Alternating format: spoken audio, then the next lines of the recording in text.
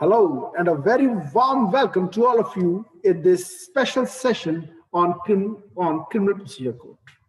आज हम आपको सीआरपीसी का एक बहुत ही इंपॉर्टेंट टॉपिक पढ़ाने जा रहे हैं और वो है मेंटेनेंस। पहले मैं इसकी भूमिका आपको बताना चाहूंगा, समझिए मेरी बात को। इधर देखिए, section 125 to 128 of criminal procedure code बात करता है मेंटेनेंस की, मगर जो ओल्ड सीआरपीसी था, जो इस सीआरपीसी से पहले वाला सीआरपीसी था, उसमें ऐसे कोई प्रोविजंस नहीं थे। सीआरपीसी बेसिकली एक प्रोसीजरल लॉ है, ये एक एडजेक्टिव लॉ है। मे आई आस्क यू, हाँ जी आप बताएं, what exactly is an adjective law? I use an expression, adjective law. What is an adjective law? Adjective क्या होता है? छोड़ो, लॉ छोड़िए, एडजेक्टिव क्या होता है? कौन बताएगा? Come on. एडजेक्टिव क्या होता है?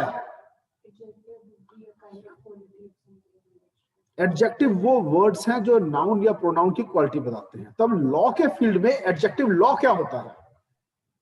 मैं बताता हूं। जो मेन लॉ के साथ जुड़ा होता है, जैसे कि आईपीसी मेन लॉ है, सब्सटेंटिव लॉ है, उसके साथ जुड़ा लॉ, उसका प्रोसीजर बताने वाला लॉ एडजेक्टिव लॉ है। तो प्रोसीजर लॉज ही एडजेक्टिव लॉज होते हैं। तो क्रिमिनल प्रोसीजर कोड वैसे बेसिकली प्रोसीजर लॉ है, लेकिन इसमें कुछ राइट्स भी कॉन्फर्ड हैं। देखिए, the basic difference between a substantive law and procedure law क्या होता है? सब्सटेंटिव लॉ बताता है आपके राइट्स और आपके लायबिलिटीज क्या है। प्रोसीजर लॉ आपको बताता है कि आपके उस राइट की एनफोर्समेंट का प्रोसीजर क्या है, आपकी उस लायबिलिटी के डिस्चार्ज का प्रोसीजर क्या है। तो अगर एक लॉ आपके राइट्स को पैदा कर रहा है, राइट्स को डिटरमिन कर रहा है, तो वो लॉ कौन सा लॉ है? Substantive law. समझ में आया? तो ये प्रोसीजरल लॉ का सब्सटेंटिव एस्पेक्ट है चैप्टर 9, सेक्शन 125 टू 128। सेक्शन 125 से 128, 125 टू 128 जो है, ये सीआरपीसी जो कि एक प्रोसीजर लॉ है, उसका सब्सटेंटिव एस्पेक्ट है। क्यों? राइट्स पैदा कर रहा है। ये किसके लिए राइट्स पैदा कर रहा है? ये ठीक है, वाइफ के लिए, एक आदमी के पेरेंट्स के लिए, या फिर उसके माइनर चिल्ड्रन के लिए। समझ में आया?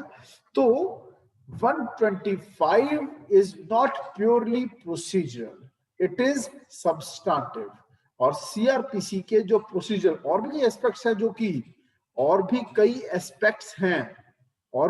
एस्पेक्ट्स हैं सीआरपीसी के जो कि प्रोसीजर ना होके सब्सटेंटिव है। जैसे कि right to bail in a bailable offence. Bailable offence में bail, right to be released on bail is a matter of right,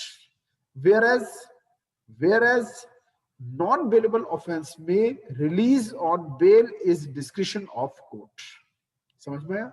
तो कई जगह पर सीआरपीसी में, जो कि एक प्रोसीजर लॉ है, सीआरपीसी वैसे प्रोसीजर लॉ है, उसमें कई जगह सब्सटेंटिव भी एस्पेक्ट्स हैं, जैसे कि विच कॉन्फर द राइट। और आगे चलता हूं मैं। ओल्ड सीआरपीसी में मेंटेनेंस का चैप्टर नहीं था, पर यह जरूरी था। क्यों जरूरी था? हालांकि हिंदू मैरिज एक्ट में भी मेंटेनेंस की बात है, मगर फिर भी यहां क्यों जरूरी है?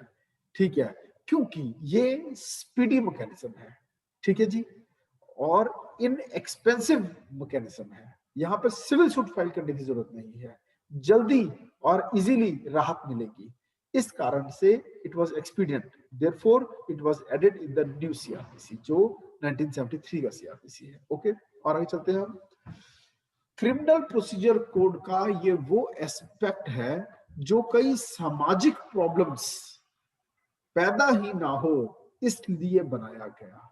क्योंकि अगर एक आदमी अपने बच्चों का या अपने बूढ़े माता पिता का या अपनी वाइफ का ख्याल नहीं रखेगा, तो क्या होगा? समाज में कुछ गलत होगा, वो बच्चे क्रिमिनल बनेंगे। क्योंकि भूख सबको लगती है।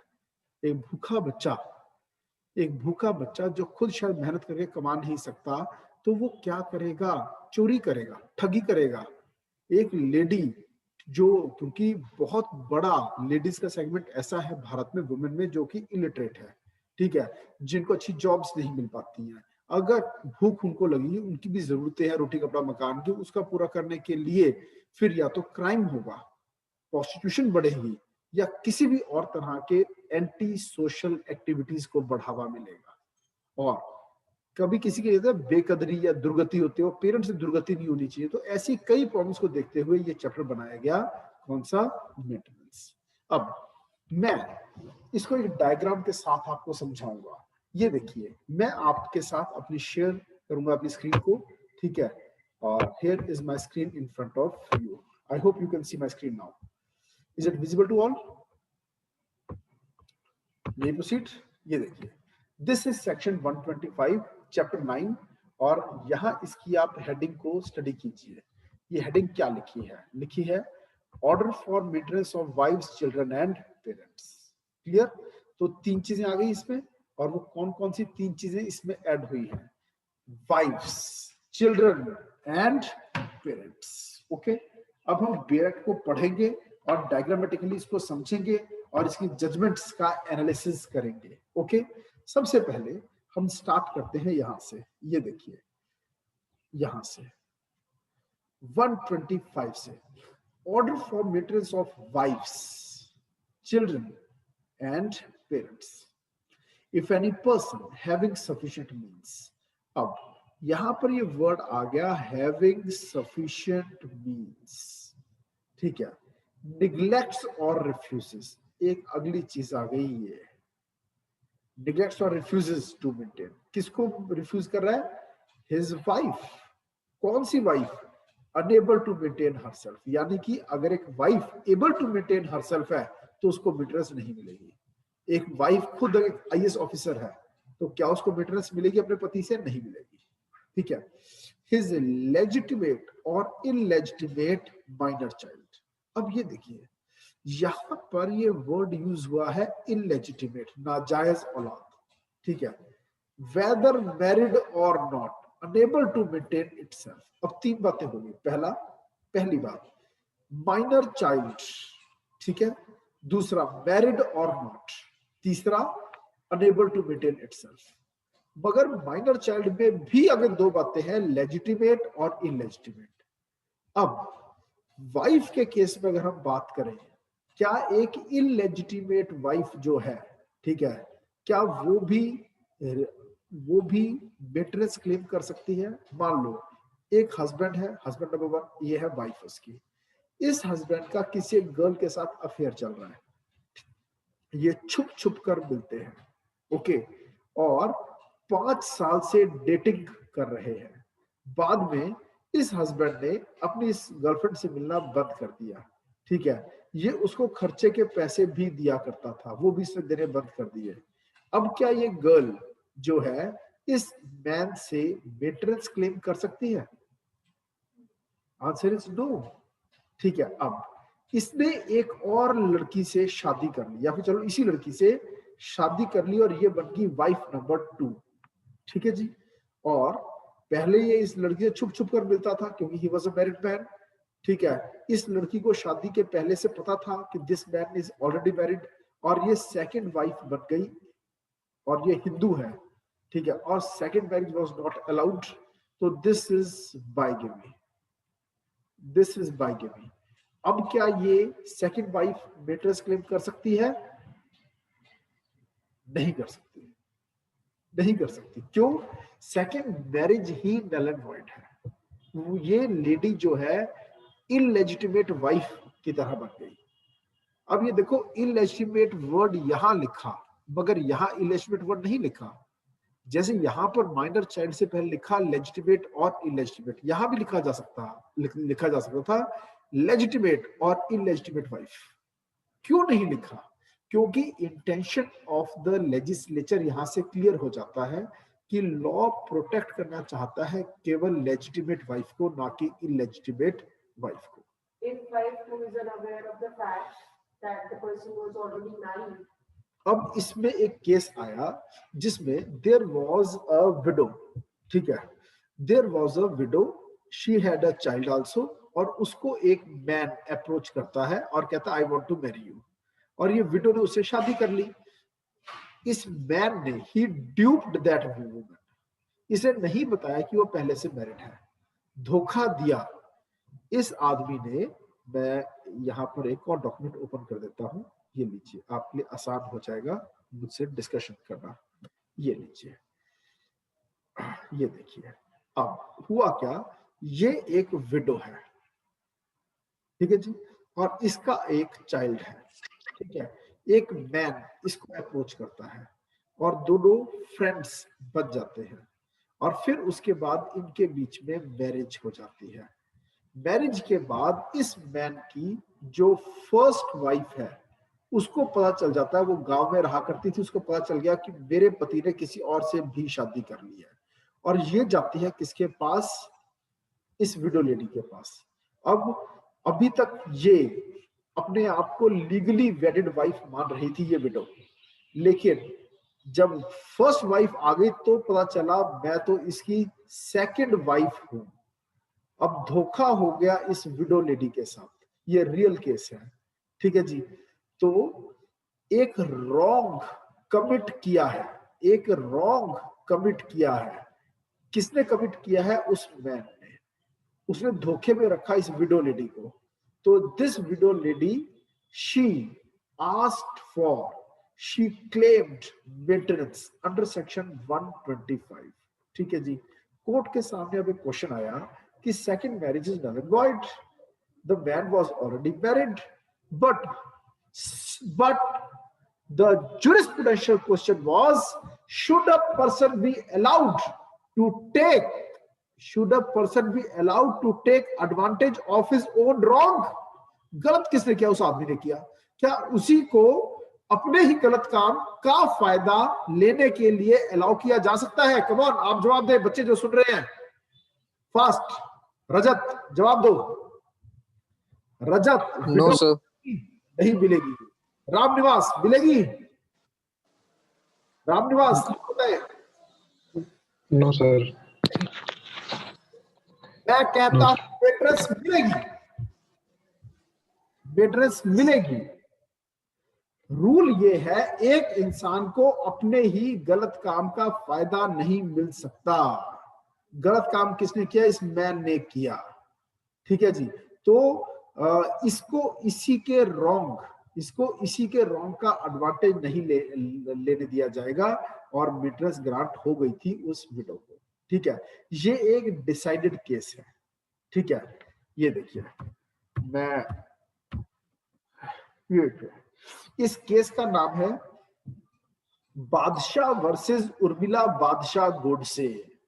बादशाह वर्सेस उर्मिला बादशाह Godse and another, 2014 supreme court. इसमें यह कहा गया था कि that person is not permitted to take advantage of his own wrong by raising the aforesaid contention. Is my point clear? और आगे चलते हैं, ठीक है। अब मैं इस बेरक प्रोविजंस को आगे और पकड़ता हूं। ये देखिए, अब लेजिटिमेट और इलेजिटिमेट माइनर चाइल्ड। अब एक लड़की है, मान लो 17 साल की उम्र में ही उसकी शादी करके उसको विदा कर दिया, अब वो दूसरे घर में चली गई, क्या उसको मेंटेनेंस मिलेगी? क्योंकि देखो वो माइनर चाइल्ड है अभी भी, और वो मैरिड है, ठीक है। अब बात आती है इसकी अनेबल टू मेंटेन इटसेल्फ, वो खुद कुछ नहीं कमाती, क्या उसको मेंटेनेंस मिलेगी? तो वो यहां पर आ गया कि मैरिड डॉटर सिर्फ तब मेंटेनेंस ले सकती है जब उसका हस्बैंड उसको मेंटेन नहीं कर सकता। ये देखिए, हिज लेजिटिमेट और illegitimate child not being a married daughter who has attained majority where such child is by reason of any physical or mental abnormality or injury unable to maintain itself, ठीक है। अब female minor child को लेकर law यहां पर है, ये है, प्रोवाइडेड दैट द मजिस्ट्रेट में, अब ये क्या हो गया, डिस्क्रिशनरी पावर आ गई, may order the father of a minor female child. जिस आदमी ने अपनी माइनर बेटी की शादी कर दी, उसको किस सूरत में अपनी माइनर मैरिड गर्ल को, माइनर मैरिड डॉटर को मेंटेन करने का ऑर्डर कब दिया जाएगा? Refer to in clause B to make such allowance until she attains her majority if the majority is satisfied that the husband of such minor female child if married is not possessed of sufficient means. यानी कि अगर minor लड़की की शादी करवा दी तो general rule है maintenance उसको नहीं मिलेगी, पर उसकी एक्सेप्शन ये है उसको भी मेंटेनेंस का ऑर्डर मिल सकता है अपने फादर से, अगर ये प्रूव कर दे वो कि उसका हस्बैंड उसको मेंटेन नहीं कर सकता, उसके पास सफिशिएंट मींस नहीं है। Is my point clear? क्यों? मेजर जो हमारा एम है वो क्या है? Protection of the weaker section of the society. और आगे चलते हैं। हिज फादर और मदर, माँ और बाप भी मेंटेनेंस ले सकते हैं if they are unable to maintain themselves. Clear? अब ये केस किस कोर्ट में चलता है? कभी भी सेकंड क्लास मजिस्ट्रेट कोर्ट में मेंटेनेंस का केस नहीं चलता। कहां चलेगा? Magistrate of the first class. मैं इसको दोबारा बना देता हूं, ये देखिए, magistrate of first class. Okay, beg upon proof of, यानी कि प्रूव करना होगा कि उस आदमी ने निग्लेक्ट किया है या रिफ्यूज किया है, ठीक है, मेंटेन करने से। ठीक है, order such person to make a monthly allowance, ये कोई लंपसम पेमेंट की बात नहीं हो रही है, ये किसकी बात हो रही है? मंथली पेमेंट, हर महीने का बंध जाता है। Monthly alliance for the maintenance of his wife, such child में सब आ गया, लेजिटिमेट इलेजिटिमेट, जायज औलाद नाजायज औलाद, ठीक है जी, बस माइनर होना चाहिए। और फादर, और हम कहा थे? हम यहां थे। father or mother at such monthly rate as such magistrate thinks fit, and to pay the same to such person as the magistrate may from time to time direct. Magistrate may from time to time direct का क्यों लिखा? Magistrate may from time to time direct, ये words क्यों लिखे हैं? क्यों? महंगाई बढ़ती है, जरूरतें बढ़ती हैं, कंडीशंस बदलती हैं। Section 127 comes in play. क्या कहता है सेक्शन 127? ऑल्टरेशन इन अलायंस, कि मजिस्ट्रेट चाहे तो मेंटेनेंस के अमाउंट को कम भी कर सकता है और बढ़ा भी सकता है। अगर वो आदमी पहले कम कमाता था, अब ज्यादा कमाने लग गया, तो जब वाइफ ये प्रूव कर दी तो मेंटेनेंस बढ़ जाएगी। पहले वाइफ कमाती थी, अब उसका भी कमाई का जरिया खत्म हो गया। जब भी क्या हो जाए, ऑल्टरेशन हो रही है सिचुएशंस की, ठीक, ये देखिए, ठीक है, जो मंथली अलाउंस लगाई गई है उसको चेंज किया जा सकता है। कब? Such alteration as he thinks fit may make such alteration, change कर सकता है। क्लियर? दोनों ही चीजें देखी जाती हैं। हस्बैंड जिसको पे करना है जब उसकी कंडीशंस बदल गई, या फिर वाइफ जो कि मेंटेनेंस ले रही है उसकी कंडीशंस बदल गई, तो ऑल्टरेशन का ऑर्डर भी आ सकता है। ये 127 में आता है। It's just in the case of the wife or the children as well.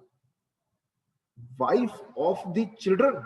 It's just in the case of wife or also in the case of children too. Alteration of maintenance can be with parents, with child or wife, वो general section है। ठीक है जी, और आगे चलते हैं हम। ठीक है, ये देखिए, फिर हम इसको डायग्राम से अब हम करना चाहेंगे। ये देखिए इसका डायग्राम, क्या आप इसको देख पा रहे हैं? क्लियर? सबसे पहले मैं बात करूंगा मीनिंग एंड ऑब्जेक्ट, फिर बात करूंगा ट्राइड बाय, किस कोर्ट में केस चलता है, फिर मैं बात करूंगा कौन मेंटेनेंस देने के लिए लायबल है, who is liable to give maintenance. थोड़ा बड़ा कर लेते हैं हम, ठीक है। फिर wife, who can claim the maintenance? Wife can claim, minor child can claim, major child can. Major child कब क्लेम कर सकता है? जनरल रूल तो ये है कभी उसे मेंटेनेंस मिलती नहीं है, लेकिन फिजिकली और मेंटली एबनॉर्मल है या कोई इंजरी है जिसकी वजह से अनेबल टू मेंटेन हिमसेल्फ है तो मिल सकती है। और फिर पेरेंट्स के केस में, ठीक है जी। लीजिए अब मैं इसको एक्सप्लेन करता चलूंगा, पूरे चैप्टर का क्रक्स आपको यहां से मिल जाएगा। ये देखिए, let me zoom it, I hope अब आप इजीली पढ़ पा रहे हैं इसे। ये देखिए, इस डायग्राम को, मेंटेनेंस सेक्शन 125। पहला तो मीनिंग, हम इस तरह से लेकर आ रहे हैं क्या, हम लेकर आ रहे हैं, वेट, हम लेकर आ रहे हैं इक्वालिटी ऑफ सेक्सेस। क्यों? हमारे हमारे कॉन्स्टिट्यूशन ऑफ इंडिया में भी आर्टिकल 15 में कहा गया है कि लॉ बनाए जा सकते हैं वीकर सेक्शन ऑफ सोसाइटी की प्रोटेक्शन के लिए, women and children. Article 15 talks about protective legislation, protective discrimination. तो ये सेक्शन, ये चैप्टर 9 जो है, सेक्शन 125 जो है, ये कॉन्स्टिट्यूशन के आर्टिकल 15 से वैलिडिटी ड्रॉ करता है, और ये इनइक्वालिटी नहीं बल्कि इक्वालिटी ऑफ द सेक्सेस को लेकर आता है, और ऑथराइज किया गया है लेजिस्लेचर को बाय आर्टिकल 15 इस प्रकार के लेजिस्लेशन के लिए। तो दिस इज बेसिक ऑब्जेक्ट, इसे हम कहते हैं प्रोटेक्टिव डिस्क्रिमिनेशन। ठीक है, क्यों ये बनाया गया? ताकि विमेन को, चिल्ड्रन को प्रिवेंट किया जाए फ्रॉम वैकेंसी, फ्रॉम डेस्टिट्यूशन। ठीक है जी, ये कहां कहा गया? विमला वर्सेस वीरा स्वामी के केस में 1991 सुप्रीम कोर्ट में ये बात सुप्रीम कोर्ट ने कही थी। और लिमिटेशन पीरियड क्या है? लिमिटेशन पीरियड है 1 ईयर। ये कहां लिखा है? क्लॉज 3 के प्रोविजो में लिखा है। लो मैं अभी आपको दिखाता हूं क्लॉज 3 का प्रोविजो क्या कहता है, ये देखिए। Provided that no warrant shall be issued for the recovery of any amount due under this section unless application be made to the court to levy such amount within a period of 1 year from the date on which it became due। अगर कोई maintenance का amount due हो गया है तो कितने समय के अंदर अंदर आप उसे क्लेम कर सकते हैं? 1 ईयर। जैसे कि एक हस्बैंड है और ये उसकी वाइफ है, 1995 में दोनों अलग रहना स्टार्ट हो गए थे। ठीक है जी, और हस्बैंड ने वाइफ को घर से निकाल दिया। वाइफ चाहती तो 1995 में ही केस करके अपने हस्बैंड से मेंटेनेंस ले सकती थी, पर उसने मेंटेनेंस नहीं मांगी। अब इसके 25 साल के बाद ईयर 2020 में वो मेंटेनेंस क्लेम करती है। ठीक है, और वो कहती है मुझे पिछले 25 सालों में जितना भी पैसा तुमने कमाया है उसमें से कुछ परसेंटेज मुझे चाहिए on account of maintenance. Court ने कहा 5000 पर मंथ की मेंटेनेंस बनती है इस वाइफ की। तो ये तो बहुत ही बड़ा अमाउंट बन जाएगा। 25 साल मल्टीप्लाइड बाय 12 महीने, इट्स अ बिग अमाउंट। क्या इतना बड़ा अमाउंट मल्टीप्लाइड बाय 5000, क्या इतना बड़ा अमाउंट? अब ये कितना बन गया? 25 इंटू 12, क्या 25 इंटू 5, 125 हो गया पहले तो। ये बहुत बहुत कई लाखों की फिगर बन जाएगी। क्या इतना अमाउंट वाइफ मांग सकती है? नहीं, वो सिर्फ 25 नहीं 1 साल का मांग सकते हैं, पिछले 1 साल का। क्यों? Limitation period. उसका राइट बनता है मगर उसकी रेमेडी जो है वो खत्म। ठीक है जी, और आगे चलते हैं हम। Let's proceed. तो लिमिटेशन पीरियड ऑफ पॉइंट मैंने आपको समझा दिया। अब हम चलते हैं दोबारा से इसके डायग्राम की तरफ कि आप बहुत लंबे टाइम पीरियड का पिछला नहीं मांग सकते। मैक्सिमम कितना ले सकते हो? 1 साल तक का। अब किस कोर्ट में केस चलेगा? Judicial magistrate first class. ठीक है, हरियाणा पंजाब में सबसे लोअर रैंक ही जीएमआईसी होता है। ओके, जबकि हमारा सीआरपीसी कहता है सबसे लोअर रैंक हो सकता है जुडिशियल मजिस्ट्रेट सेकंड क्लास, उसके ऊपर जुडिशियल मजिस्ट्रेट फर्स्ट क्लास, उसके ऊपर एसीजेएम भी हो सकता है, उसके ऊपर सीजेएम, उसके ऊपर कोर्ट ऑफ सेशन। समझ में आया? कभी भी जुडिशियल मजिस्ट्रेट सेकंड क्लास के कोर्ट में ये एप्लीकेशन, मेंटेनेंस की एप्लीकेशन फाइल नहीं होती है। ओके, अब who is liable to maintain? Any person who is having sufficient means. अगर एक आदमी के पास खुद के पास कुछ नहीं है, वो अपनी वाइफ को मेंटेन कैसे करेगा? अगर एक आदमी कोमा में है, ठीक है, वो फिजिकली चैलेंज्ड है, मेंटली चैलेंज्ड है, is that person also liable to maintain the wife? Answer is no. ना तो सफिशिएंट मींस है, ना ही फिजिकली मेंटली एबल्ड है। पर अगर एक आदमी वेला है, कोई काम नहीं कर रहा, अनएम्प्लॉयड है, पर उसकी बॉडी और उसका दिमाग बिल्कुल ठीक है, पढ़ा लिखा भी पर काम नहीं करता, क्या उसको अपनी वाइफ को मेंटेनेंस देनी पड़ेगी? Answer is yes. कोर्ट में ऐसे केस आए, कोर्ट ने कहा if you are able bodied you are bound to maintain the wife. शादी की है तो निभाना होगा। क्लियर?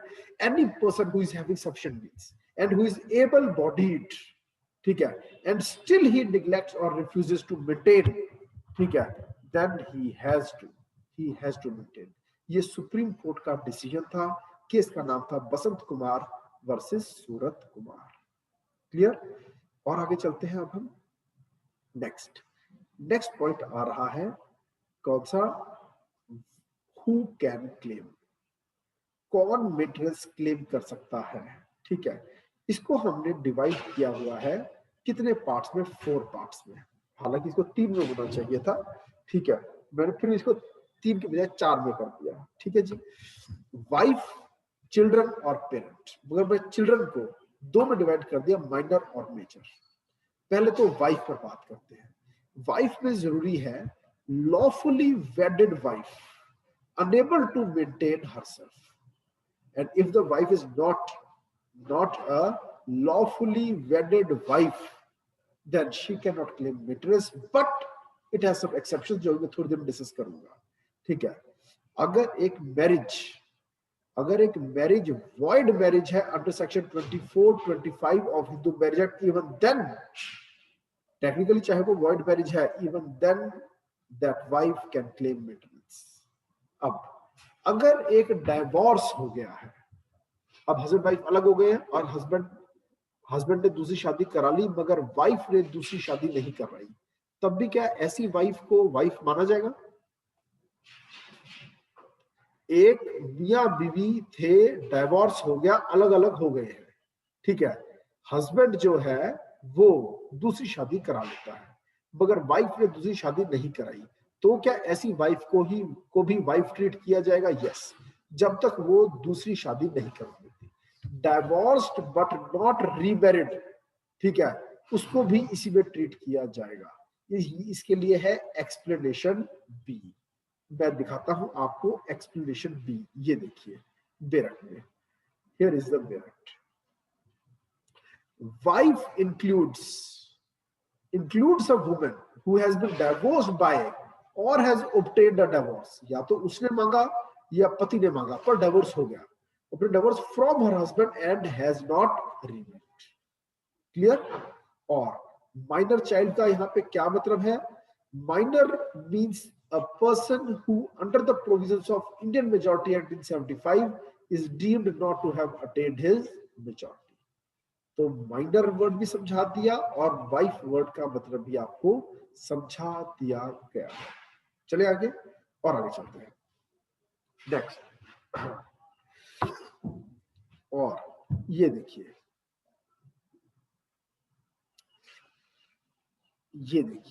अब आ जाओ चिल्ड्रन पर। रूल तो ये है कि माइनर चाइल्ड को मिलेगा, मेजर चाइल्ड को मेंटेनेंस नहीं मिलेगा, पर जनरल रूल है ये no maintenance to a major child. लेकिन अगर वो चाइल्ड किसी इंजरी की वजह से, either because of an injury or physically or mentally वो एबनॉर्मल है, जिसकी वजह से वो अनेबल टू मेंटेन हिमसेल्फ है, तब उस चाइल्ड को भी, उस मेजर चाइल्ड को भी मेंटेनेंस मिलती है। समझ में आया? और माइनर चाइल्ड को तो मिलेगी, फिर चाहे वो लेजिटिमेट है या इलेजिटिमेट है, चाहे मैरिड है चाहे अनमैरिड है। ठीक है जी, मैरिड अनमैरिड दोनों। बस क्या होना चाहिए? अनेबल टू मेंटेन हिमसेल्फ और हरसेल्फ। क्लियर? अब मैरिड और अनमैरिड, डॉटर और सन सबको मिलता है, लेकिन अगर माइनर मैरिड डॉटर है तो थोड़ा सा रूल में चेंज आ जाता है। सिर्फ तब मेंटेनेंस मिलेगी if husband can not maintain, then the parent can be, यहां पे मे वर्ड आया, then the magistrate may hold the parent bound to maintain that minor married daughter. यहां तक कोई क्वेश्चन पूछना चाहते हैं? कोई क्वेरी है? क्लियर है सब? मे आई प्रोसीड? चले आगे। नेक्स्ट और आगे चलते हैं। ये देखिए, अब आ जाए पेरेंट्स की तरफ। पेरेंट्स को मेंटेनेंस फादर और मदर दोनों को मिलेगी। क्या स्टेप पेरेंट्स को मिलेगी? यस, स्टेप पेरेंट्स को भी मेंटेनेंस मिलेगी। ठीक है, जब किसी इंजरी की वजह से या उनका खुद का कोई और बच्चा नहीं है या उनके बच्चे किसी इंजरी की वजह से उनको मेंटेन नहीं कर सकते, अगर when parents or step parents cannot maintain themselves, then the child is bound to maintain. Step children को भी स्टेप पेरेंट्स को मेंटेन करना पड़ेगा अगर उनका खुद का कोई बच्चा उनको मेंटेन नहीं कर सकता तब। ठीक है जी, और आगे चलते हैं।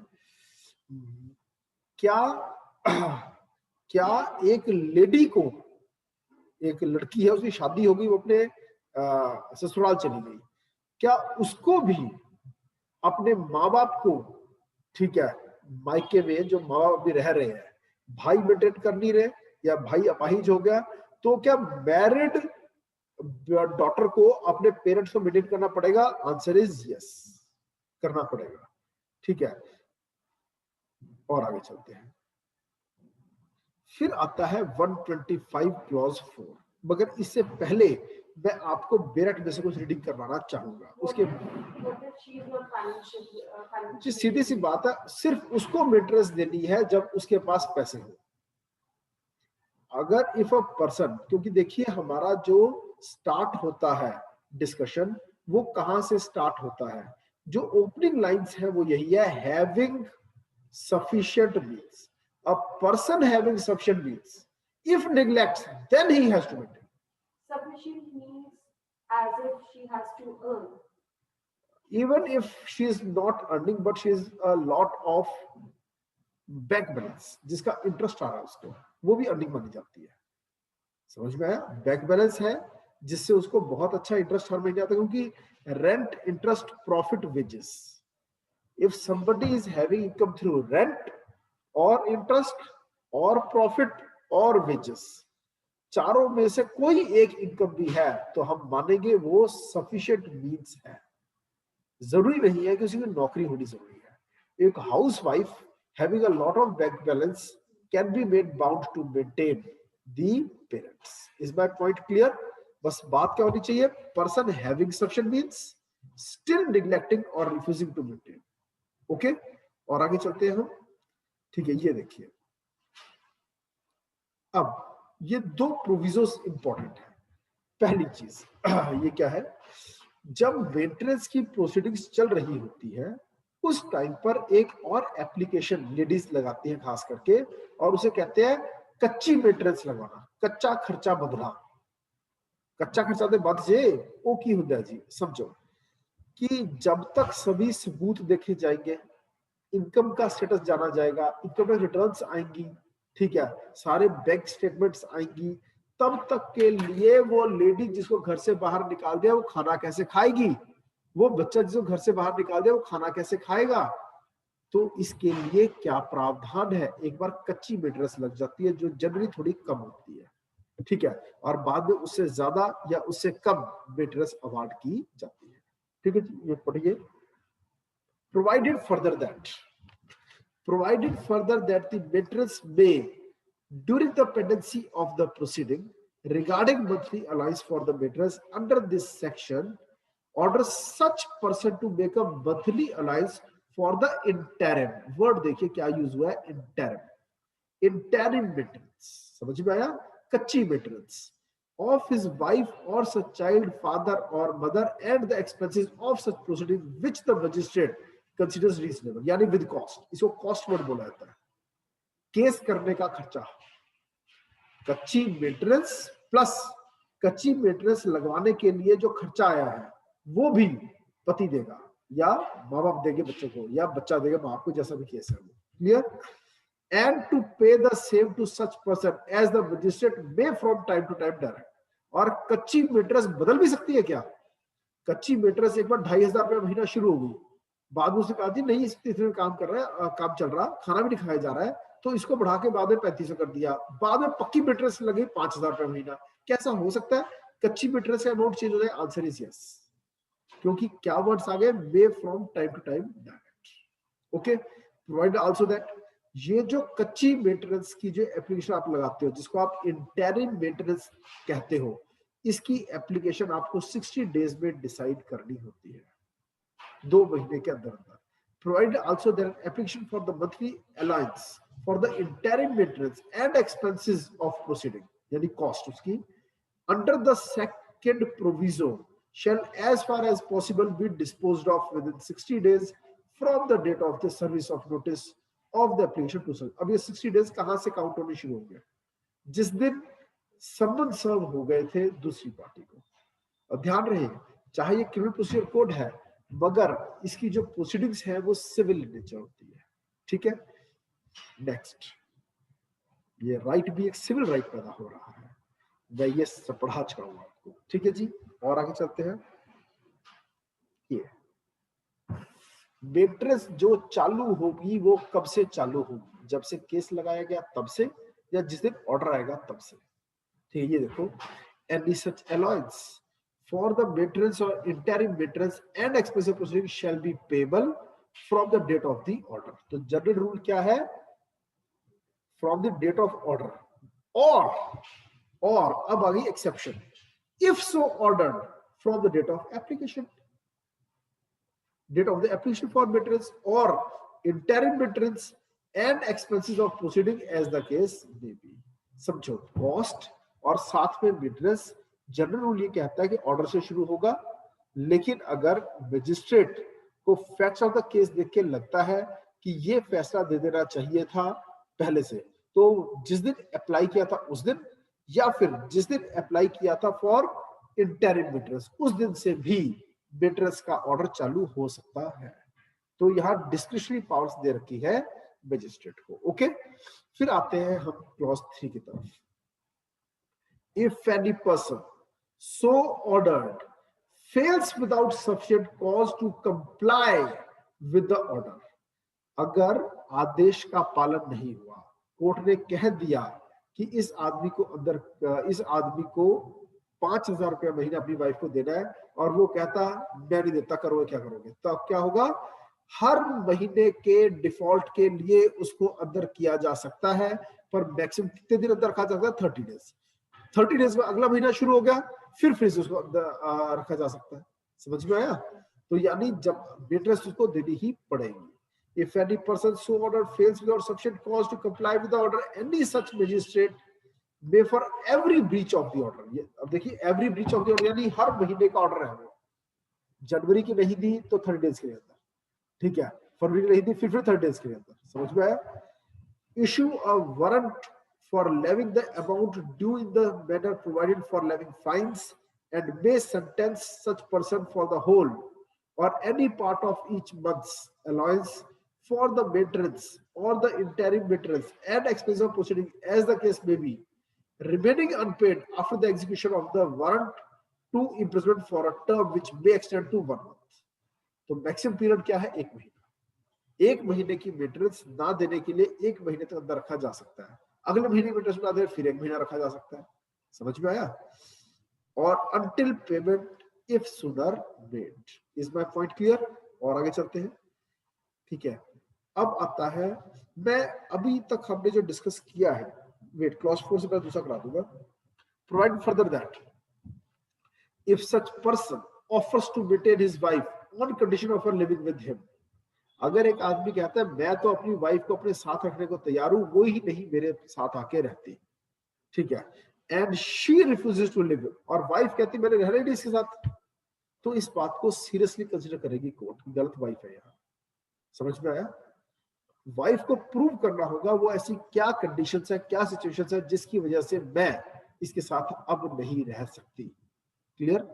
आगे देखिए, सच magistrate may consider any grounds of refusal stated by her and may make